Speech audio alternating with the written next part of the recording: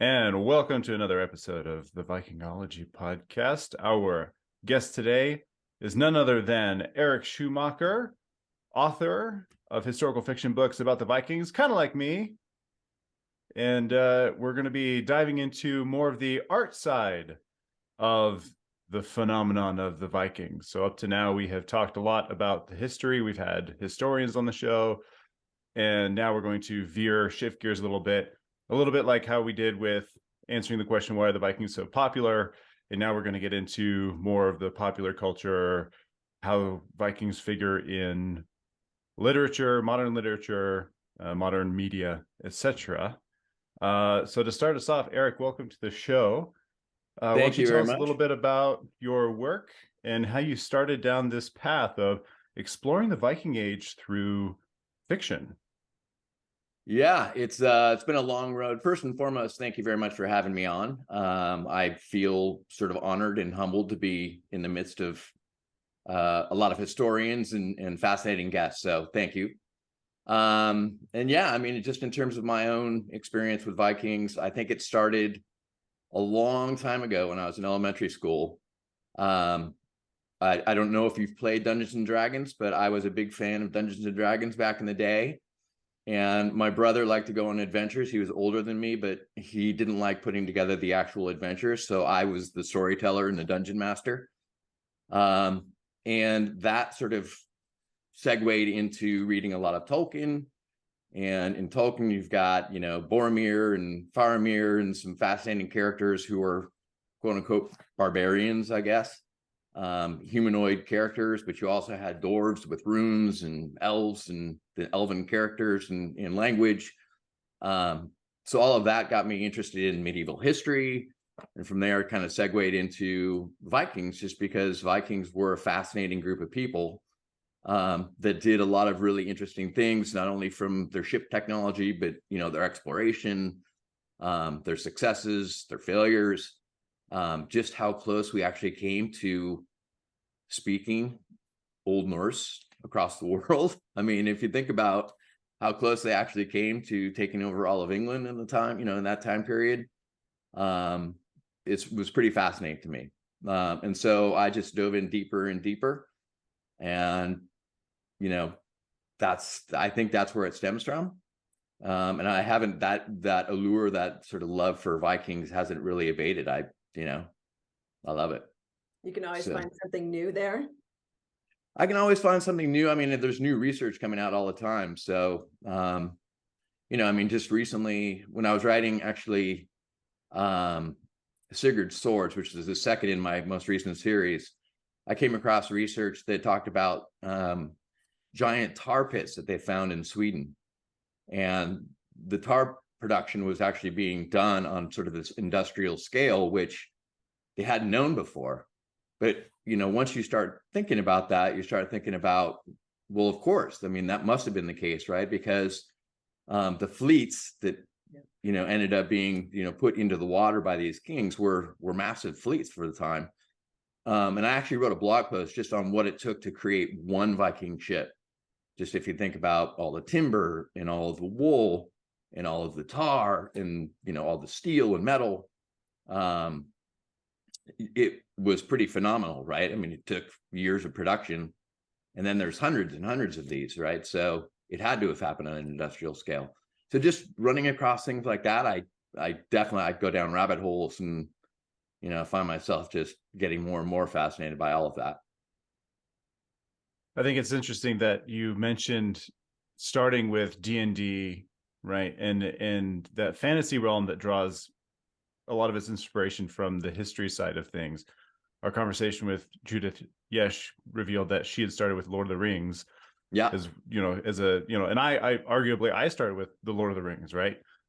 As well, and D&D. I still play D&D. We have a group. It's hard to get all of us adults together on a regular basis, but we're still doing it. But I find it interesting, and she veered more in the academic space, and then you veered more into the creation of your own fiction. What in your estimation do you think led to choosing that path over the other? Well, I just didn't have the time to do D&D anymore. And a lot of my friends sort of lost interest in it over time. And so I kind of veered into the sports and other things when I was in high school. But I'd always written, strangely enough. So I would actually come home from high school and I would write stories, short stories, long form stories. And I never really thought of it as a career path. I just was something I loved to do. If I was in high school and I got an assignment, I hated studying for tests, but I loved writing essays. And it was the way I sort of learned and the things I enjoyed and sort of gravitated to. So it wasn't until I was actually in business school, funny enough, studying for an accounting exam and thinking to myself, A, this sucks. And B, I should be writing a story, right? I was living in Germany at the time, and it was almost this, like the apple falls on my head, and I'm like, I should be doing something else. Unfortunately, I was in business school and I had student loans to pay off. And so I had to go into the business world and get some money and income. One of the hard realities of life. But by the same token, I knew at that point that that's when I wanted to at least attempt to write a book. And that was 1993. And so that's what started me on the path of actually writing books. So that's how sort of fiction started for me. And what I did is at that time is I actually went to some bookstores. I called some bookstores in the US when I was living in Germany and said, hey, where would you start, basically, if you were someone in my shoes? And I explained sort of my situation. And there's an amazing bookstore that used to be there in Denver. And after explaining my situation, they were like, well, you've got to pick up a copy of Heimskringla. Mm-hmm. And it has all of these sagas in it, and you can find some really interesting characters in it. At least as a starting point, start there. And I bought it and I had it shipped over to Germany, and I just started devouring it, like just reading all of these different, sagas, and especially of the saga of the Kings. And that's where I found some of my characters. In fact, my first character, Håkon, came directly out of Heimskringla. My next character, my next series, Olaf, also, his saga's in there as well. So, that's been my primary source for, at least for the bare bones of the story. And then I build from there. Yeah, when I was looking at your website and looking at sort of the focus, it seemed thematically very heavy in Norway. But now I was going to ask you about why that was, but now I know. Yeah, there you go. There you go. Yeah, it is one of those places where you have all of these tales sort of set one on top of the other. And you have a lot of sort of lines between, the characters from a family sense. So you can start to connect the dots, even though a lot of, the timing is off, and it was written hundreds of years after these people actually existed. I liked that fact because it gave me a lot of leeway in terms of storytelling. Have you been to Norway to get a feel of the place? I have, actually. On that trip when I was living in Germany, before I came home, my wife and we had an option. We could actually either go to Spain and Portugal, or we could go to Scandinavia. And I begged and pleaded. And so we ended up driving up through Germany to all the way around Denmark, took the ferry over to Sweden, did the west coast of Sweden, and then drove all the way through Norway. Nice. Yeah. And funny enough, using Heimskringla as our guide. So I was literally like looking at some of the maps that were in the version that I had, and some of the place names that are, existed in that version. And ended up finding some of these spots that they're talking about, which was, for me, it was a thrill. My wife was probably not as interested as I was, but I was loving it. I can imagine you like the guy who was using the Iliad and the Odyssey to try to find Troy. Yeah, there you go. Exactly. And he totally did. Yeah. Exactly right. Backing up a little bit, back to this more fundamental question of why the Vikings, right? We start with the inspiration of, D&D, Lord of the Rings, that sort of thing. Right. But those are inspired by all sorts of different historical cultures, including the ancient Celts, Anglo-Saxons, etc. So what was it about the Vikings, in your estimation, reflecting on your journey, that you latched onto more than any of the other historical groups? What made them the draw to where you sought out them over getting the Annals of Angoulême, for example, to Or look at Romans. the Franks or the Romans? That's a fascinating, question, just because that whole migration period is an amazing period in time, and I actually want to dive in deeper to it. I think the Vikings were most accessible from a storytelling standpoint, just as a people and a culture. And there had been a lot of research that was done at that point, just in terms of what they had done, where they had explored, what kind of technology that they had, what kind of culture they had. I know that there is some of that done, with these other cultures as well. And I do actually have it in the back of my mind to write some stories about some of those sort of tribes and clans and cultures as well. But the Vikings, for me, the Vikings were actually the most accessible and most interesting at the time. And I do think, there's an element of sort of the bad boy in Vikings, and I think that may be one of the attractions, not necessarily for me per se, but lots of people, I think, are attracted to, sort of the bad boy, anti-establishment persona, if you will. And the Vikings sort of are that, right? They represent that in a lot of ways, especially if you look at what was happening at the time with the sort of the spread of Christianity, and what Charlemagne had done in Germany and France. And so I think that there was sort of this pushback. And, the Vikings were that element, right? They were, one of those sort of anti-establishment, Central Europe cultures that were happening at the time. And so, yeah, I just think it was sort of this combination of all these different things that drew my fascination. But like I said, that's not to say that I won't dive into some of these other cultures in the future. So you're talking about the migration period. Have you ever thought about, maybe if you're going to stick with Scandinavia, looking into like the Vendel period? Yeah, so the Vendel, the Visigoths, some of those tribes as well are really interesting to me. I haven't had the time, quite frankly, to dive in deep to some of those. But I do think that there is also, what's the best way to describe it? With the fall of Rome, you had a lot of tribes moving about at that same time.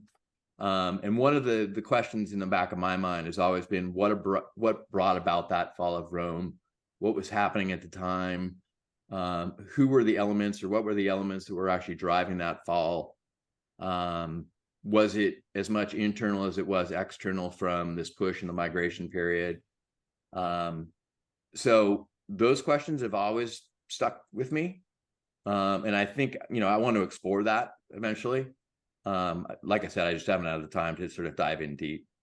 Yeah, for storytelling, like cross sell here, CJ, like our guest that we had just not too long ago, right? Dan Carlin, he does podcasting, and yeah, he did a really good one. I highly recommend for a deep dive into all of that you were just talking about. He did it about 10 years ago. And it's called Thors Angels, and it's all about that, sort of the fall of the Roman Empire, which he knows a lot about because he did a huge series on that whole thing anyway. But then getting into the Merovingians and Clovis, just all of the stuff that comes right there, the dynamics of what was going on, and it's like a 4-hour podcast. But no, I bet, yeah, I mean, there's a ton of ground. Yeah, it's really good for just like the basic story of what's going on there. I mean, it's really interesting. There's just a lot going on. There is a lot going on, and actually, having lived in Germany for a while, also in Austria for a bit, in Switzerland for a bit, there's a lot of sort of that tribalism that still exists to a certain extent. Like the Bavarians were an actual people, even though they are a state now within Germany. And you get that all over. The Thuringians, for example, that was a clan, a tribe that sort of developed into this state. So there were a lot of these different things that were happening. The writings of Caesar, for example, and the tribes that he sort of talks about in his sort of battles, if you will. All of that is, to me, it's super fascinating. Well, even for the modern era, right? I mean, it's like those tribal people, as we call them that, but I mean, or the more regional kind of people, rather than a unified German state. I mean, that only happened right under Bismarck, like 150 years ago. All those It's people, not that old. All the way up until that period of time. I mean, they're definitely identifying more with being Saxon or Hessian or Bavarian or what have you, right? So, I mean, Absolutely a long history of that in that part of the world. Yeah, and it's it's similar to being in the US, right? You go, east or south or or west, and you get these sort of variations in culture. You do the same in France or in Germany, or no matter where you are in Europe. I haven't traveled that far east, but I'm sure it's the same there as well. I mean, it is fascinating to travel from, for example, Bavaria all the way up to northern Germany, and just to see that variation in culture. It still exists, and it's still, I think, very sort of ingrained in them as a people. I'm sorry, you're going to say something, CJ. Oh, I was just going to add to this idea that there's this sort of identity emergence, that's attached to old tribes from, say, the Roman era and everything. And I was just going to add, whether appropriately or inappropriately, population movements over time, and the people in a given region may not be the same, anywhere near related to the people that were there back at the time, but by virtue of being in that region, they think, oh, well, I'm, a Veneti, right? Like, yeah, the old Celtic tribe. But then you do a DNA test, and it's like, you're from Sweden. Oh, yes, yeah, definitely. Fair point. That is absolutely true. It's funny. I have a German last name, but I did a DNA test, and I'm more Scandinavian than I am German. I'm probably a little bit more, English and French than I am German as well. So, there you go. Yeah, that was the great disappointment for me in doing my DNA test, because a lot of people are having the surprise of, saying, oh, you hear these people, or it was in the news too, right? Like all the white supremacists who are like, yeah, and they do a DNA test, and it turns out they're like 8% black, and they're like, yes. What? and so I was excited. I was like, yes, okay, I'm going to do my DNA test. I want to know how much sub-Saharan African I have, and how much, all these other things I have. I took my DNA test, and I'm all white. I was so sad. Nothing. There wasn't even a strand, something from sub-Saharan Africa. Nothing. Wow. Zero. Everything was Western France, British Isles, 2% Sweden. There wasn't even Scandinavian, really, like 2% Sweden. Oh. I think the most exotic thing I had on there was like 1% Greek. Okay, well, that's something. That's about as much as it got. Anyway, well, and I actually think, because I did the Ancestry DNA test. Yeah. And my mom and my uncle did 23andMe. And so we did have a freed slave in our family history, which is a really interesting story. But she's too far removed to have shown up on mine, I think, is what happened. Because on theirs, they were like 1/600th or something like that, because of how far removed she was. But somewhere up there, and this is actually really funny, the family name is Raper. So it's not exactly it's still around, by the way. I was driving through somewhere in the valley, and like there's a town named after them, and I was like, you should probably change that at some point. Yeah, exactly. Yeah. Just spell it differently. Well, the best one is I have a great grandmother, and her name was Fanny Raper. Oh, geez. And it wasn't a joke. Oh, and we have pictures of her, and she was a very stern. I mean, if you talk about like, a very strong looking Scandinavian farmer's wife, right? Like that's what she looked like. She's just very, like she could carry the large sack of whatever flour or whatever. And apparently she was a very tough woman, and she raised her kids very strictly and everything. But anyway, but that name was just so unfortunate. You can't make that up. No, you cannot make that up. Nope. She had to develop that persona once, as soon as she became cognizant of what her name was when she was a kid. It's like, all right, I'm going to grow up to be the toughest woman that's ever lived. Right. Yeah. I can't remember. They have a picture of her in front of her house. Can't remember if it's Wilsonville or Milton Freewater, somewhere in Eastern Oregon. So goes way back, I guess. So I have a There you go. question for both of you as writers, coming from the historian standpoint that I do, and that is, it seems to me that in more recent years, people who write historical fiction have been given, quite a bit more sort of credibility than maybe academics would have given them before. Seem to be like, maybe second-class citizen kind of status or something. But then you get, maybe people like yourselves, and I know Hilary Mantel comes to mind, and Philippa Gregory, other people who like, Right.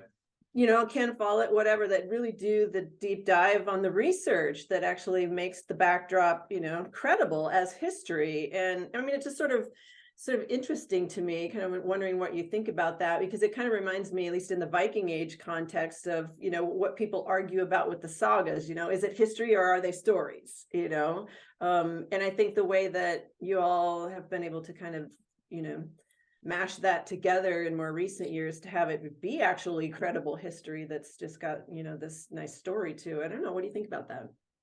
Well, I would say the credit goes to you and historians. No, I mean, seriously, without the research and without the details that are out there that we can rely on, we can't tell an accurate story. And I think accuracy is actually very important to this genre.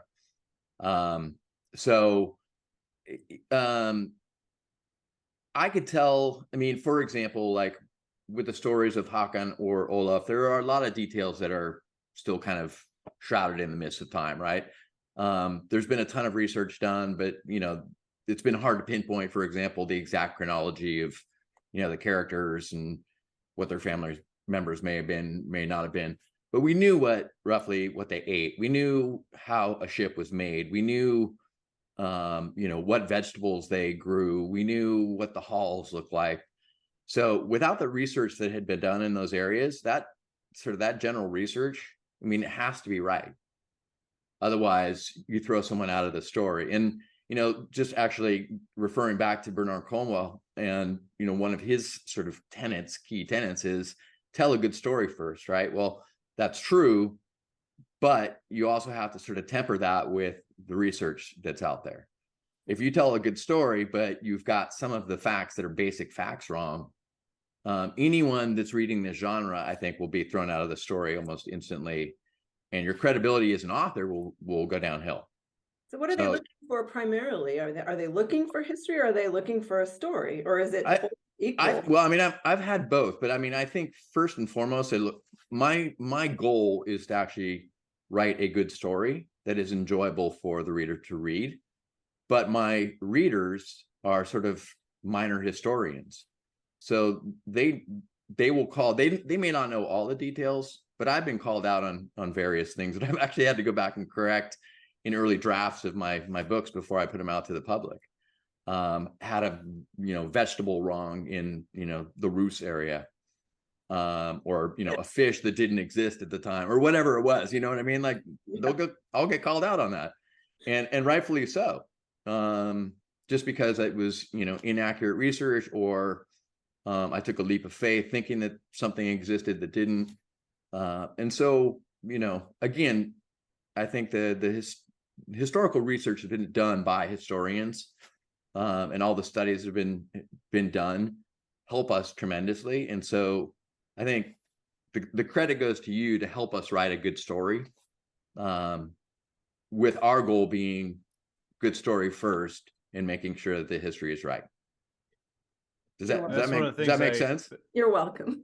Yeah, no, I mean, yes, thank you. Well, that's one of the things I appreciate about your work, Eric, is it's typically more historical, right? It's when I read through your books, I don't like try to pick out where you went wrong. I just appreciate that you've got the detail in there that for me, having kind of a crossover between novelist and historian, I'm just like, oh yeah, this is good. Like yeah. I mean, you've done the same though. I mean, you've done a ton of research as well, CJ. So yeah, but I know that level.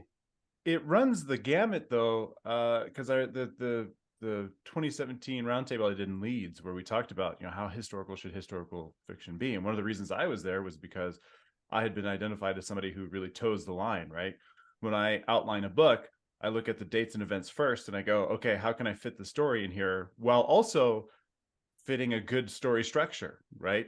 Where my character goes through It's the right hard. motions. Yeah. Versus like on the other side of the podium, there's somebody who wrote about Viking zombies and vampires, right? And so it's a very different perspective. And I think it really comes down to how you sell yourself, right? Because the gal who wrote those books, they're fun books, really good time. She does not sell herself as someone who's writing like historical fiction that's like historical, right? For her, it's more of a it's more fiction, right? So there's this spectrum that we're all Right. kind of trying to fit in. And on the one hand, you've got historical over here and fiction over here, and we all kind of fit in different places. And so really it's as an author, my big thing is setting the correct expectation for people going into it. So when I get like a review where it's like, this was a great fantasy book, and I go, well, I'm glad you liked the story. Yeah, exactly. But I Yes. also put a lot of effort into not being fantasy. Yeah, there is an element of, and I wrestle with this sometimes, because I get fascinated with some of the sort of the historical details. Is not putting too much detail in it. You should put enough detail in it to tell a good story, but not get mired down in, the fact that the candle was made out of, beeswax because it was August or something. You know what I mean? Like it's just not important to the story. And so I constantly sort of catch myself and ask myself, as a reader, would I enjoy this, or is this just a fact that goes too far? Right? Knowing that fact as an author, I think is helpful, just because you have that there, as a resource in your head. But from a storytelling standpoint, there is a balance between getting too stuck in the history and telling a good story. And to that point, I would say actually the chronology is a really important one. So, what you just touched on, CJ. It's sort of when I'm outlining my book, I look at chronology and I study it pretty carefully. In Olaf's case, that chronology is all over the map. Like we roughly know when he was born, we roughly know when he, we know where he died. But everything in between is kind of up in the air. And so I dug and dug and dug and dug until I actually found a research report that said, this is what we think he did in these certain areas, and this is where we think he was in these certain timeframes. But all of it is pretty rough. And so one thing that I do, or I try to make a point of, is at the end of my books, have the historical notes section where I try to lay out the things that I didn't necessarily know, but are plausible enough so that people at least know, okay, he gave it a shot, but it may not be 100% accurate. And it's just because the history isn't necessarily there yet. And I think the history will catch up in time. It's just we haven't found those details or those facts that we're looking for. So as somebody who likes to research and write, but not write in the same method that you all do, I'm sort of curious about, is it like a job and you can compartmentalize, or are these people and these just sort of formulations just like in your head, like all the time, no matter what you're doing? I mean, when I was thinking about, that we were going to be talking to you a couple of days ago and I was running, and running is a time when I think, right? But I'm also a very vivid dreamer, and I'm thinking to myself, man, I bet you have some of the best stories probably maybe come to people like you, like, at 2 a.m., like when you're sound asleep or something. Do you have to like wake up and then write it down real quick? Or, I mean, is it just haunting you all the time? Not for me, CJ. I'd be curious what you think. I mean, I constantly have my best thoughts when I'm like working out, and then by the time I get to computer, they're kind of half gone. so my best work just never going to make it to paper. I've just come to accept that. No, I do. Yeah, exercise is a great time to like think about it. I don't know. It's like it kind of ebbs and flows. One of the things that I was actually, so my wife wants to write a book, and she's been frustrated by starts and stops. And one of the things I said is, you're not always going to be inspired. You're not always going to feel that spark of inspiration. And when it comes, it's great. It's always a good boost, but it's not something that is consistent enough to be able to see through a project as ambitious as writing an entire novel. So I said, just create the discipline. Start with 20 minutes a day and write 20 minutes a day. Following week, do 30 minutes a day. Following week, do 40 minutes a day, right? Just build that into your life to where every day you sit down and you write something. It doesn't even have to be part of the same project. It's just developing that consistency. And then as you develop that consistency, then the inspiration just starts to just come in. It almost becomes like secondary. So now when I sit down to write my books, I'll have my ideas outside of, while I'm at the gym and everything. And I joke that I lose my best ideas out there, but really I don't, because as long as I've structured it correctly and then I get in when I'm supposed to get in to do the work, as I'm doing the work, it just comes, because it's just my body, my mind, my body's trained for that. The other thing I caution all the time, I actually get a lot of emails from aspiring writers, messages on Facebook, stuff like that. And the number one thing I say is, don't think about the money. A lot of people think, oh, I want to write a book and I want to make money. I'm like, the odds are, I mean, if you're in this to make money, go buy a lottery ticket. That's my first thing. But one of the things that really, I think, impacted me negatively, and people might kind of turn their heads at this statement, but as soon as my books became commercially successful and I started making good money, like on a level where I was about to leave my day job just before COVID, that's when I stopped writing. Because then I felt that the weight of that pressure, right? And nothing kills creativity more effectively than that carrot. I don't know why.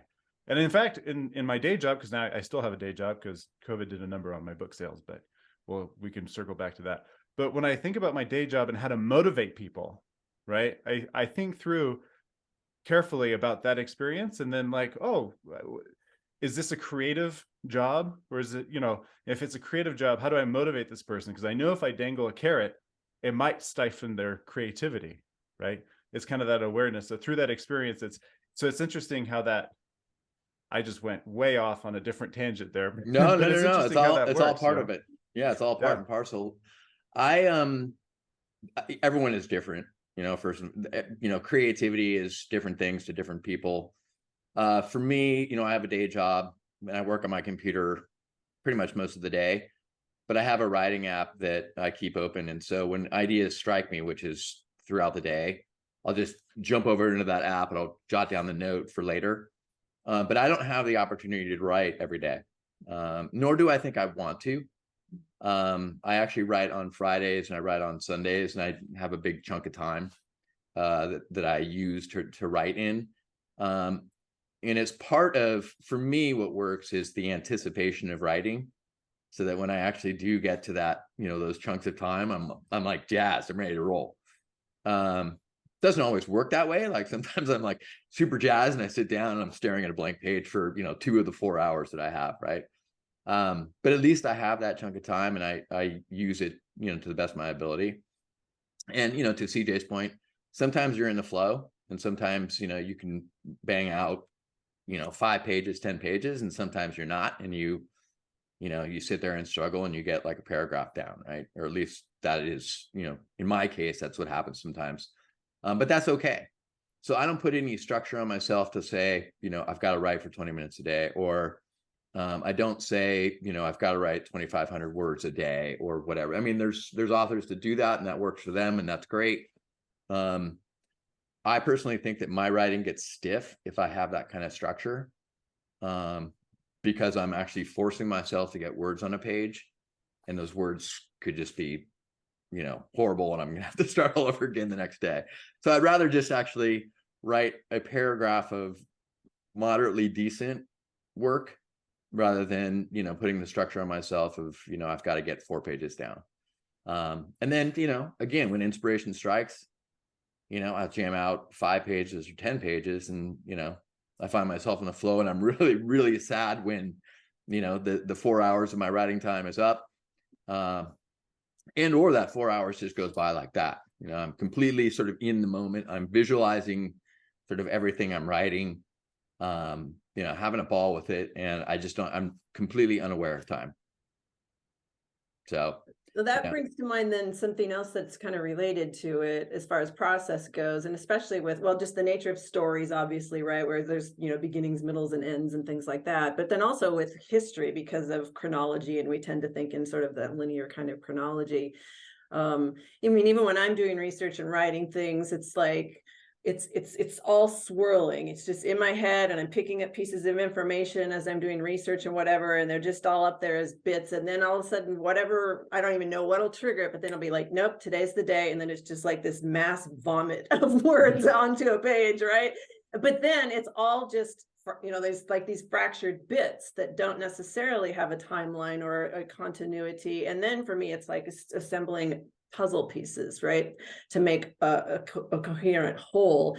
And so I'm wondering about, are you thinking about like, oh, I'm struck by this part of my story today, so I'm going to write it, but that's actually like 2/3 in the story. But then tomorrow I'm going to go back and I'm going to write about like the very beginning, or I already know what the end is. Is it like that, or are you thinking in a kind of linear fashion? Well, I think in linear fashion. Well, first and foremost, I want to go back to one point that I missed, and that is CJ brought up, the idea of a job. I try not to look at writing as a job. And in fact, it's not for me. It's really just a passion. My job is my day job. That's what sort of earns the bread and butter, and that's what pays the bills. Everything else that I make off of writing is fun money. It's, money that I use for enjoyment because it's what I enjoy to do, right? Ultimately, when I retire, I can segue into writing full time, but it won't necessarily be one of those, I have to write, I got to get a book out, I need the money to do it. I never want sort of that pressure over me, because I do think, CJ, to your point, it stifles your creativity. So there's that said.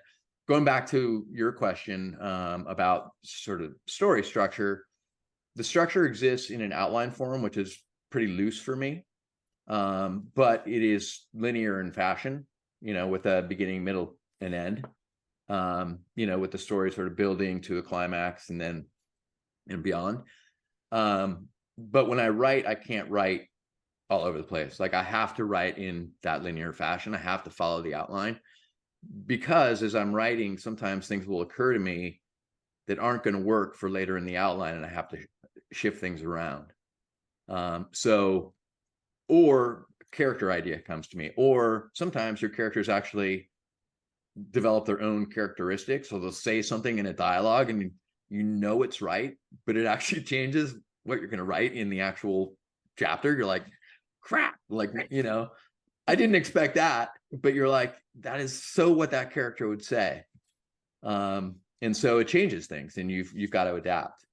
I with my first book, I did that way too much. Now I'm a little bit more attuned to what I'm getting into and where I want my story to develop and how. So I try not to let my characters go off on too many tangents, but sometimes it happens, and you gotta go with it. You're blaming these characters. Yeah, I mean, like they're external things. Like they are external things. Sometimes they can be. I mean, when you get into, or at least when I get into, writing about some of these characters, or writing in the voice of a character, I try my best to put myself in the character's shoes, and try to think in terms of what they're thinking. By the way, I think that's one of the hardest parts of writing, is putting yourself in the mindset of a character that existed 1,200 years ago. But that said, sometimes they actually take on attributes of their own, and you just know that is intrinsically, I know that is just right for that character. Actually, that brings up another question. So how do you get into the mindset, not only of 1,200 years ago, but maybe what about like a different sex than you, right? How are you in the head of a Viking age woman or something? Yeah, that is tricky, because you have to think in terms of, what would they think about mythology, right? You can't apply or the cosmos. You can't apply what we think of today as Christianity to what Christianity was 1,200 years ago. And so I would say maybe I do a moderate job of that. I still struggle with it, just because it's really, really difficult, no matter how much research is out there, to think, okay, this is what a monk would have done or said, or, this is what a Viking who believes this and this would have said or done. It's very tricky. I think. You ever say to your wife, honey, is this how a woman would react in this situation? I haven't done that yet, but I've been close. I've been pretty close. That brings up a really interesting question that I've actually had some positive feedback about and negative feedback about for my books. I don't try to do that at all. I don't believe that it is possible to really understand the point of view of these people from that time. We can only really see the events from a 10,000-foot view. But culturally, linguistically, I mean, we know that language plays a significant role in how we think and view the world. It shapes who we are and how we interact with the world around us. And that is just too Herculean of a task to really be able to pull off.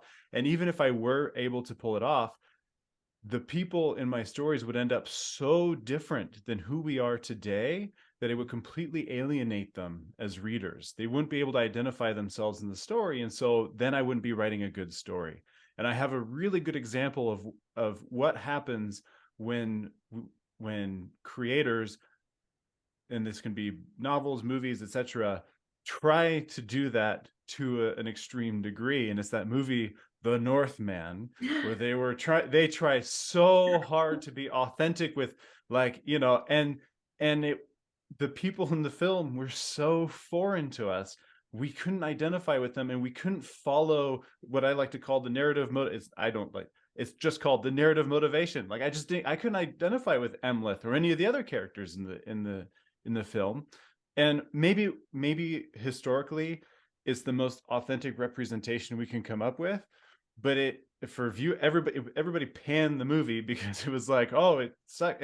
And if you ask most people why they didn't like the movie, there's nothing tangible for them to hold on to. Most people that I say, oh, why didn't you like the movie? It didn't speak to me.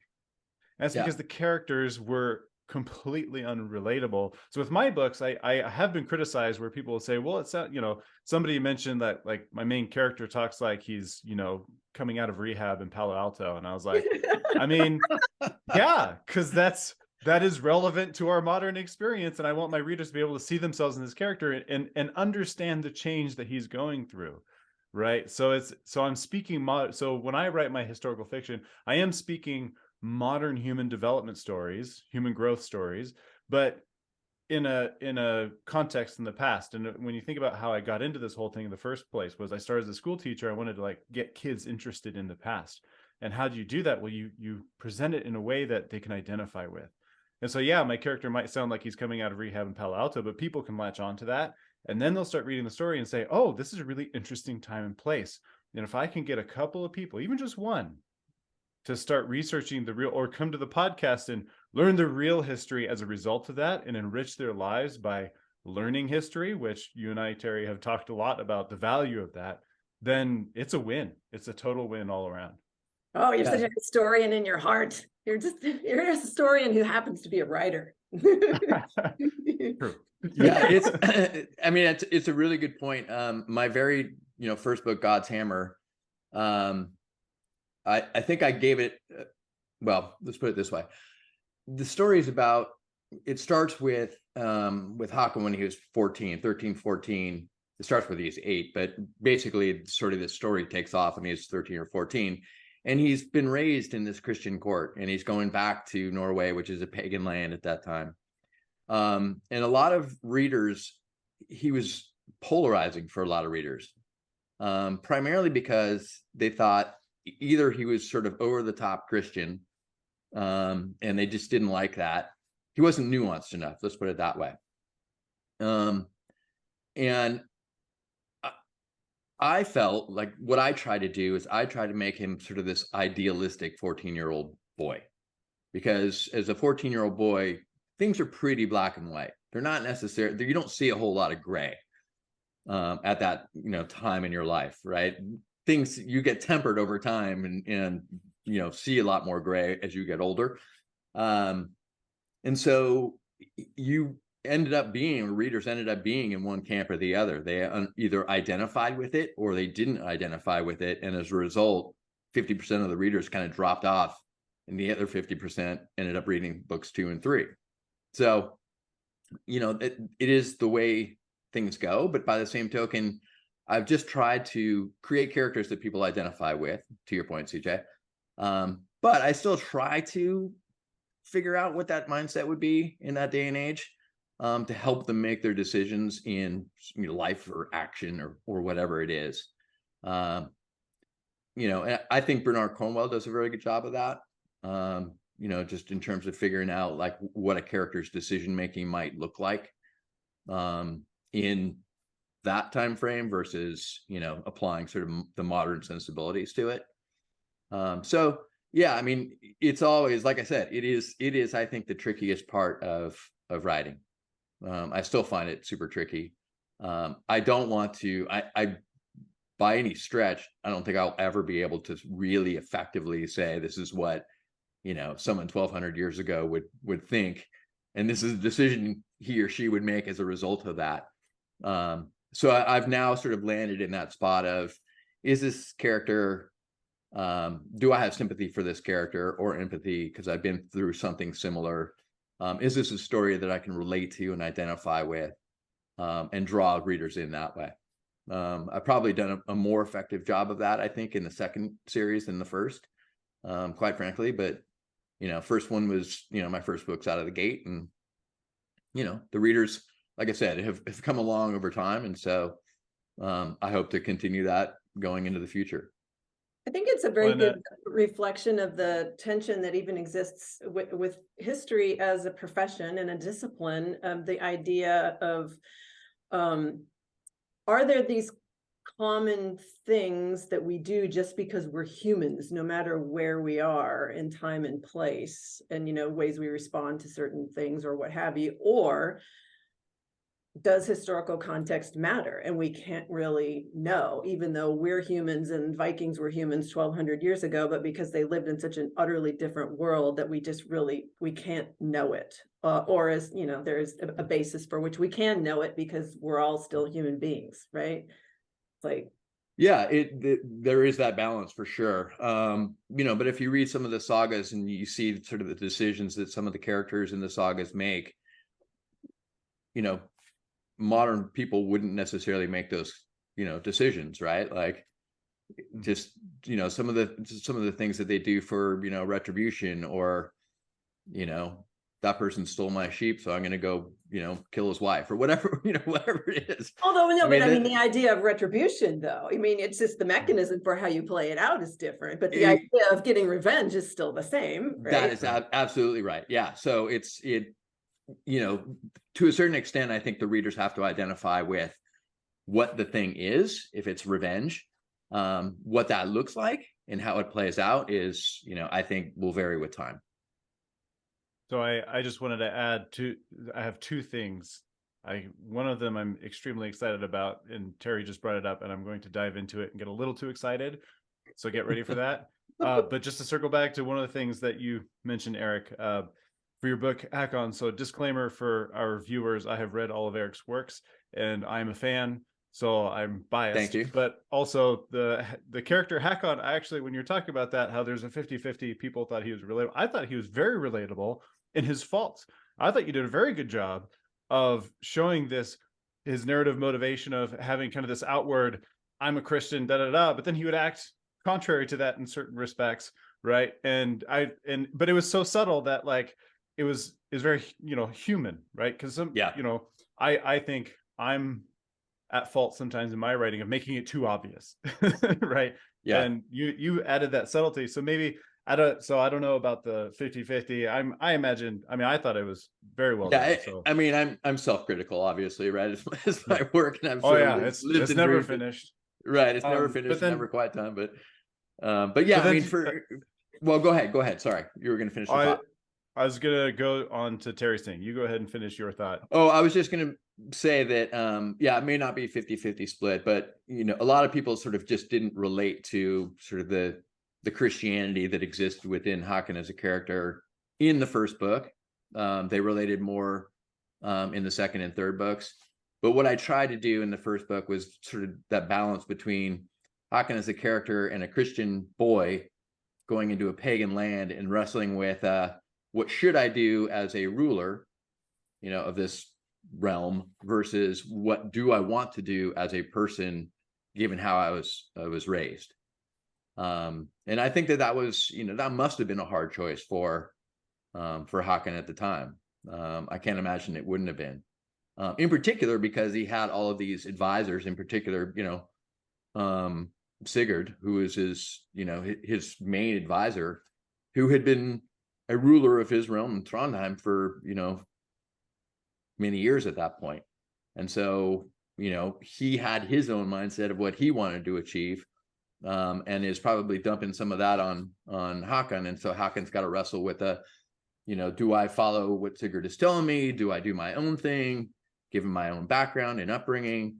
So yeah, there was a lot of different things coming into play, but I just think that people didn't relate necessarily to the Christianity that existed within Håkon as a 14-year-old boy. Which I don't think people nowadays can relate to the fact that a 14-year-old boy would ever be given sort of that much power and authority anyway. Right. That was the basis of the story. I'm like, how does a 14-year-old boy A, become a king in Norway, but B, become a king in Norway when it's a pagan land and he's a Christian? Like, to me, that's fascinating. And then end up, ruling for 30 years. So, all of that to me was like, that was the sort of the premise of the whole series, which is, how does this happen? So, all right, CJ, go. What were you gonna say? I'm excited. You saw me go over to my bookshelf. Yeah. I do that a lot. That's like that is the theme of this show is CJ's going to bookshelf. Oh, what are we bringing out? I have well, what's funny is earlier I was looking, I have a bunch of books missing because I like to loan my books out. So I have some that are floating out there. I have to figure out who has them and get them back. Because I've got this bookshelf and I got my big bookshelf downstairs of all. I mean, I don't like moving because of my books. That's the big thing. I just don't like moving my books. There's a whole garage full of them. But back to your question, Terry, about is there something that we share just as humans across all the ages? And that is a fascinating question that, as far as my work is concerned, is answerable by the hero with 1,000 faces. So what is human? Love and that. This is going back to the idea of I never make the presumption that I can know how people would behave and act in a certain time period, because culturally, linguistically, everything's different. But what hasn't changed is what Carl Jung, the Jungian, well, I can't call him a Jungian psychologist. He was the first one, Carl Jung. Anyway, Carl Jung called archetypal, which are things that we all share psychologically. And what the hero's journey is, it is a process of change. And as writers, Eric, I'm sure you can identify with this. As writers, what we do with our characters is we take them through a process of change. And as long as we follow the right ingredients, we are probably pretty darn close to how people, no matter how far back we go, we're living through the process of change, which they would have learned from their shared mythologies that are echoed. And all the world mythologies hit on these same points. That's why this is such a great book, because it takes all the mythologies in the world and it finds those common threads. So it's we're not reinventing the wheel, but also by sharing that process of change and placing these people in the past, we're almost like promoting similar things in our readers, right? Like that's one of the things that sometimes, like going back to the historian deal, I want people to learn more about history, and there's value to that. But also, if people can watch my character go through this process of change, in the back of their minds, there's some conscious, whatever it is, whatever they're going through in their lives at that time, it might inspire something, right, to help them change and grow. Which, so I got a little excited there, but then. Oh, I love that book, and I actually love the notion of it, which is that not only is the book, does it give you kind of a roadmap for telling stories, but it's also, people argue, sort of ingrained in our DNA, because these stories have followed the same structure since stories have been told. We relate to that story. We understand sort of at a deeper level a story if it is told sort of in this similar fashion. And so, I mean, I rely on that a ton, in terms of all the stories that I've told. I just posted that clip yesterday, right, CJ? Like Yeah. on our social media, it's like me saying, we know human brains are hardwired for storytelling. It's just, Yeah. it's how we experience the world. Yeah. So- I so love we've it. So talked- yeah, I'm glad you brought that out. Yeah, we've talked about what I hope to get, or what I hope readers get out of my work. But Eric, what do you hope your readers take away from your work? First and foremost, just enjoyment, a good story. Second, a little bit of history if they walk away. My audience, is primarily interested in history. They're reading historical fiction for a reason. And so I would say those two things are kind of the top. And if they have enjoyed my books well enough, then they'll move on to the next book and the next book in the series. But again, sales isn't the driving force for me. It's actually just telling a good story. That is, what, I will, I'll not lose sleep over it, but that is first and foremost, whenever I'm writing a book, it's like, is this a good story? That'll be the main question in my head. The best craft of any kind, in my mind, comes from people who are doing it for the enjoyment of it, because they like it. Yeah. And what can it. we expect from you in the future? What are your plans moving forward? I got big plans, man. No, I'm kidding. So first is to finish up this series, Olaf Saga. So I've got at least 2 more books, maybe 3. As both of you know, he covers a lot of ground, and so trying to break it into digestible chunks is a trick. So I want to finish off the series, but I also have been asked, and I want to get it into books on tape. They're basically, what am I trying to say? Help me out. Audiobooks. Thank you. Audiobooks. And right now it's just available on Amazon, and I want to sort of go broad with it as well. So getting it out to, a lot of the different booksellers. So that's sort of the immediate goals in front of me, are writing those books and then sort of expanding that distribution.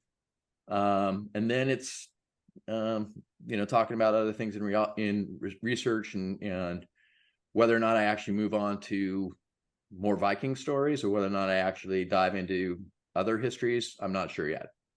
Well, you're in California. What about screenwriting? I've been asked that a ton, and I just don't have. First of all, I've never written a screenplay, and I really don't. That's not what I aspire to do. I have a lot of friends in the industry. A lot of people have asked me the question. If someone wants to take the screenplay, or take the book and adapt it to a screenplay, yeah, knock yourself out. Be awesome. I'd love to see it on in film. Yeah, actually, that's more kind of what I was thinking of. Yeah, I would love to see it, in that format. I just don't want to do that. I like writing books. For as long as I can write the books, like, with a lot of things going on with AI and stuff, maybe it's not me that's writing it in the future. Maybe it's some technology that takes over for me. I'm not sure. No, I mean, I just want to keep writing. That's really my goal, my dream.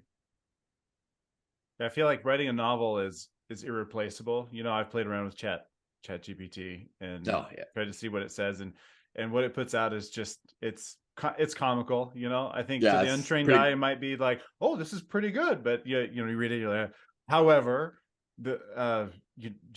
if you do want to write the screenplay, you can set it up to where you can just copy and paste your novel into it, and it'll write the screenplay for you. And it's pretty darn good, because it'll take your actual like lines of dialogue, and then it'll just kind of it just reformats it for you that way. I played with it a little bit, and I was like, this is really impressive and also terrifying. Yes. Yeah, it's the terrifying part that I worry about. And I do have some people that are sort of waiting in the wings to potentially do a screenplay out of it, but whether that comes to fruition or not, it's not a stress for me. It's kind of like, great, if you do it when you have the time, awesome. But it's, again, I have other things that I want to do with my books first that that I'm going to focus on. Mhm. Great. So- Well, that takes us to about an hour. I think that is a good place to leave it. So, Eric, thank you again for joining us on our show today. Thank you for the invite. Love talking to you both. So hopefully we can do it again at some point in the future. Yeah, great to meet you. Yeah, nice meeting you as well, Tarek.